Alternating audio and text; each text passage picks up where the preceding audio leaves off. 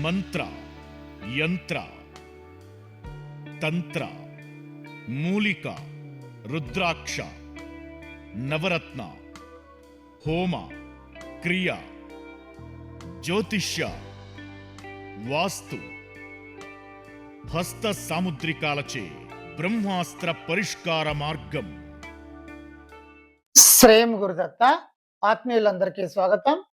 వారాహిదేవి యొక్క ఫోటో, అమ్మవారి యొక్క ఫోటో ఇంటిలో పెట్టుకోవచ్చా పెట్టుకోకూడదా అనేటువంటిది పెద్ద చర్చల మీద చర్చలు జరుగుతుంటాయి. చాలా మంది శిష్యులు కూడా అడుగుతూ ఉంటారు, గురుగారు వాళ్ళన్నారు వీళ్ళన్నారు ఫోటో ఇంటిలో పెట్టుకోవచ్చా పెట్టుకోకూడదా.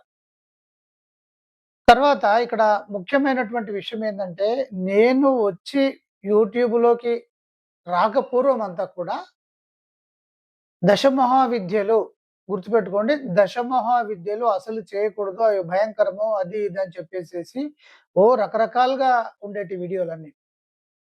నేను వచ్చిన తర్వాత చాలా స్పష్టంగా దశమహావిద్యలు అమ్మవారివి, చాలా శక్తివంతమైనవి.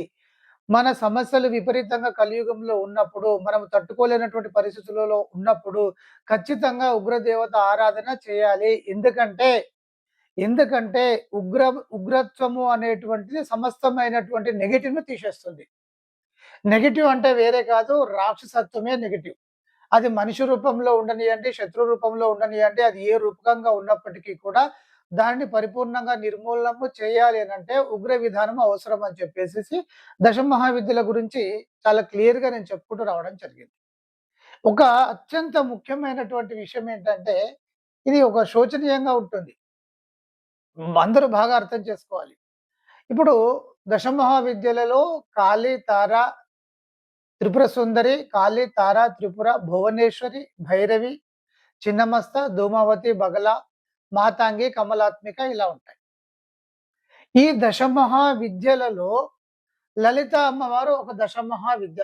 10 దశమహావిద్యలలో లలితాదేవి ఒక ఒక అమ్మవారు, ఒక విద్య. లక్ష్మీదేవి ఒక విద్య, దశమహావిద్యే. రాజశ్యామల, శ్యామలాదేవి, రాజశ్యామల ఉంటుంది కదా. ఈ రాజశ్యామల అమ్మవారు కూడా దశమహావిద్యలో ఒక భాగము. కాళిదాసు చాలా అత్యంత శక్తివంతంగా ఉపాసన చేస్తాడు. అలాగే రాజరాజేశ్వరి, వేములవాడ రాజరాజేశ్వరి అంటాం కదా. ఈ అమ్మవారు కూడా సాక్షాత్తు దశమహావిద్య. దశమహావిద్యలో ఇవన్నీ భాగాలు. ఇవి చేస్తుంటారు, మళ్ళీ ఇవన్నీ చేస్తుంటారు. టెంపుల్స్ ఉంటాయి, ఇవి చేయమని చెప్తా ఉంటారు. లలిత సహస్రనామాలు ఇంటి పారాయణాలు చేయమని చెప్తూ ఉంటారు. కానీ మిగతా ఇప్పుడు గాలి కానీ తార కానీ వీటికి దూరంగా ఉండాలని అంటారు. మరి అవి కూడా దశమహావిద్యలే కదా. ఒకటి ఏంటంటే, ఒక ఆరాధన విధానంలో 2 విధానాలు ఉంటాయి. జనరల్‌గా వామాచారం ఉంటుంది, దక్షిణాచారం ఉంటుంది. హైందవ సాంప్రదాయంలో 2 ఉన్నాయి. వామాచారము ఉంది, దక్షిణాచారం కూడా ఉంది. ఇప్పుడు విలేజెస్‌లో గ్రామ దేవతలు ఉంటాయి. ఏం చేస్తారు? ఏదో బలులు ఇస్తుంటారు. అలాగే ఇప్పుడు సమ్మక్క సారక్క ఉంటుంది. ఇలా ఇవన్నీ కూడా చాలా శక్తివంతంగా మనల్ని కాపాడేటువంటి అమ్మవార్లు. ఆది పరాశక్తి తాను విస్తృతమైనటువంటి స్థాయిలో వ్యక్తమైనప్పుడు దశమహావిద్యలు, తదనంతరము గ్రామ దేవతలు అలా క్రమంగా రావడం జరిగింది.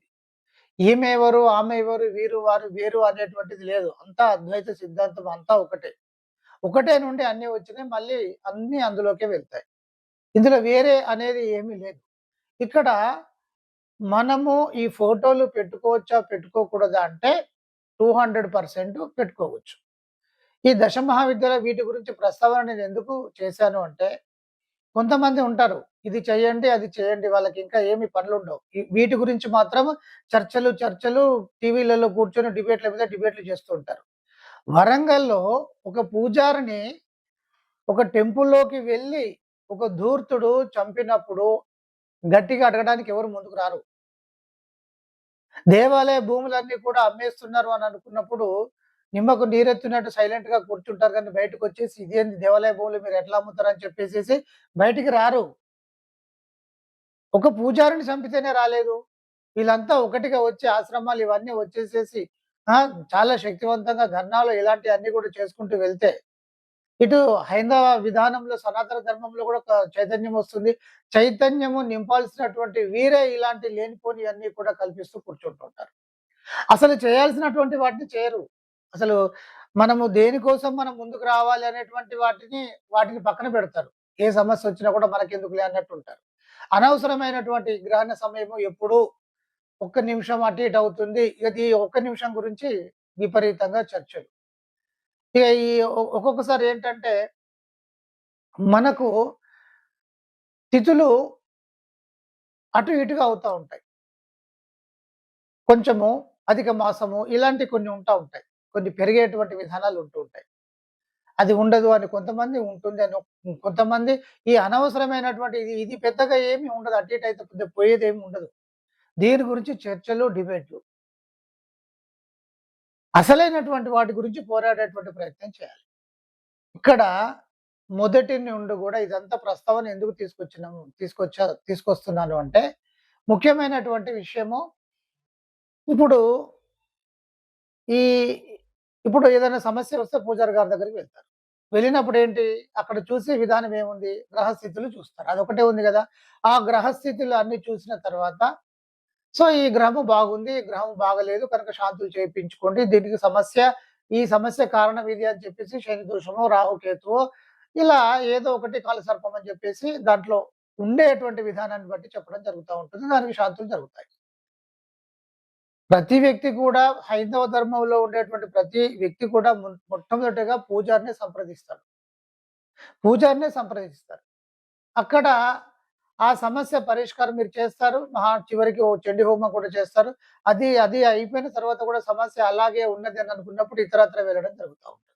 ఈ వెళ్ళేటువంటి క్రమంలో మనకు సనాతన ధర్మంలోనే మంత్ర విధానం ఉంది. యంత్ర విధానము ఉంది. దేవాలయ ప్రతిష్టలో మంత్రము, యంత్రము ప్రముఖమైనటువంటి పాత్రను పోషిస్తాయి.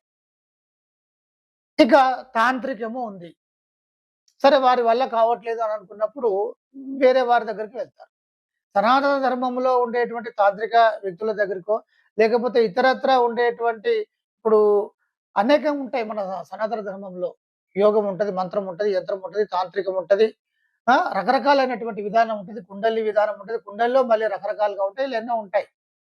వెళ్తారు వాళ్ళ దగ్గరికి. సో, ఆర తక్కువున్నదనో ఏదో మొత్తానికి సెట్ జేస్తే వాళ్ళ యొక్క సమస్య పరిష్కారం అవుతుంది. వాళ్ళు పెరుగుతా ఉంటే ఇక్కడ మాకు తగ్గుతుంది, మా ప్రాబల్యం తగ్గుతుందనేటువంటి ఒక విధానం కావచ్చు. ముందు ఇక్కడికొచ్చినప్పుడు ఇక్కడ తగ్గితే అసలు సమస్యే ఉండదు కదా! పోనీ మరి ఇతర ధర్మాల్లోకి వెళ్తున్నారా అంటే కాదు కదా! ఇది కూడా సనాతన ధర్మంలో భాగాలే కదా! కానీ అటు వెళ్తున్నారు అని అనుకున్నప్పుడు, అటు వెళ్ళకూడదు కనుక ఏదో ఒకటి చెప్పడం జరుగుతా ఉంటుంది. ఒక పూజారి నాకు ఫోను చేశాడు. ఏంటి బిడ్డ అంటే, గురువుగారు నా దగ్గరికి రావడం తగ్గిపోయింది. ఎవరో ఈ విలేజ్‌లో ఎవరో అమ్మవారు చెప్తున్నారట. అటు వెళ్తున్నారు గురువుగారు. వాళ్ళు ఏం చెప్తున్నారేమో జనాలంతా అటు వెళ్తున్నారు. మా దగ్గర రావట్లేదు. అక్కడ ఏమీ లేదనుకున్నప్పుడు మీ దగ్గరికొస్తారు. మీరు వారి గురించి ఆలోచన చేయాల్సినటువంటి అవసరం ఏముంది? ఈ స్పర్ధ అనేటువంటిది, ఈ పోటీ ఈ విధానం అనేటువంటిది చాలా రంగాలలో ఉంటుంది. ఇందులో కూడా ఉంది. కానీ సనాతన ధర్మంలో ఒక ఉన్నతమైనటువంటి విధానము మీరు అని అనుకున్నప్పుడు, మనము అని అనుకున్నప్పుడు, బ్రాహ్మణ విధానం అని అనుకున్నప్పుడు చాలా విశాలంగా ముందుకు వెళ్ళేటువంటి ప్రయత్నం చేయాలి. ఈ విధంగానే మధ్య మధ్యలో ఇప్పుడు సమ్మక్క సారక్క మీద ఒక పీఠాధిపతి వాక్యాన్ని అక్కడ ఏముంది అని. ఏముంది అనేటువంటి సంగతి మీకేం తెలుస్తుంది? కోట్ల మంది ఎందుకు వెళ్తారు? లక్షలు, కోట్ల మంది అక్కడికి ఎందుకు వెళ్తారు? తగ్గంది వెళ్తారా?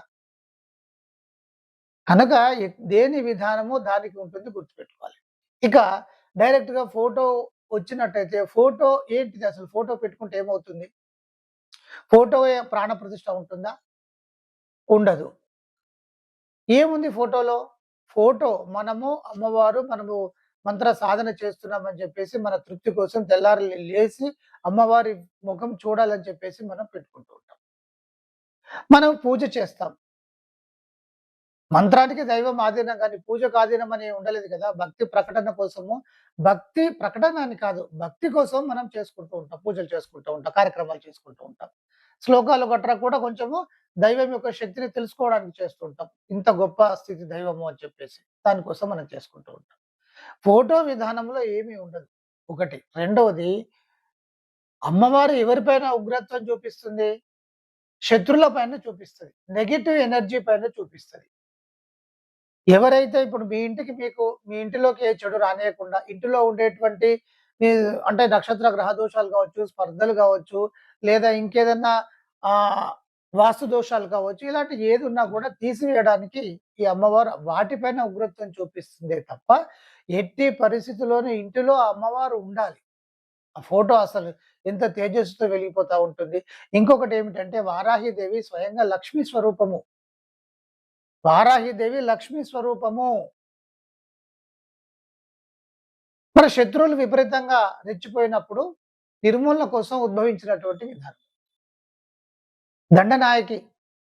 రాక్షసులు విపరీతంగా దేవతల పైన ఇబ్బంది పెడుతూ సంహరించేటువంటి ప్రయత్నానికి వచ్చినప్పుడు వారాహిదేవి ఏది ఈ దేవతా సైన్యానికి దండనాయకిగా ఉండి దగ్గర ఉండి నడిపిస్తుంది.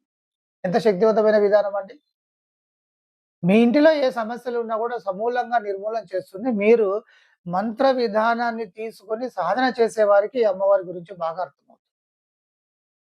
విపరీతమైనటువంటి సమస్యలు ఉన్నప్పుడు ఖచ్చితంగా మంత్రోపదేశం తీసుకోవాలి. అందులో గట్టి మంత్రోపదేశం తీసుకొని మీరు సాధన చేసుకుంటూ వెళ్ళిపోతా ఉంటే ఎలాంటి సమస్య ఉన్నా కూడా వెళ్ళిపోతుంది.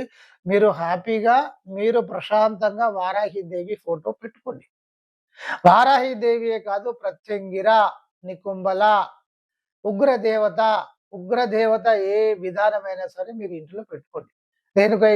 రేణుక ఇల్లం అయితే దశమహావిద్య ఇంటిలోనే మన పుట్ట విధానం ఉంటుంది, కొలుపు విధానం ఉంటుంది. ఇంటిలోనే పెట్టుకుంటాం. ఎంత శక్తివంతమైనటువంటి దేవత! కనుక ఉగ్రత్వము అనేటువంటిది మీ యొక్క సమస్తమైనటువంటి నెగెటివ్ ఎనర్జీని తీసివేయడానికి ఉపయోగపడుతుంది. మరి నరసింహస్వామి ఉగ్రత్వం కదా! నరసింహస్వామి ఫోటోలు ఉండట్లేదా? అంటే మనం పూజలు చేస్తున్నాము, టెంపుల్స్ ఎక్కువగా ఉన్నాయంటే దానికేం లేదు, పెట్టుకోవచ్చు. తక్కువగా ఉన్నాయి, కొన్నే ఉన్నాయి అనుకున్నప్పుడు అవి పెట్టుకోవద్దు. ఇలా. ఈ వారాహిదేవి యొక్క టెంపుల్స్ విపరీతంగా పెరిగిపోయినాయి అనుకోండి, లేదు ఏం పర్వాలేదు, మీరు చేసుకోవచ్చు, పెట్టుకోవచ్చు. మళ్ళీ ఇలా మొదలవుతుంది.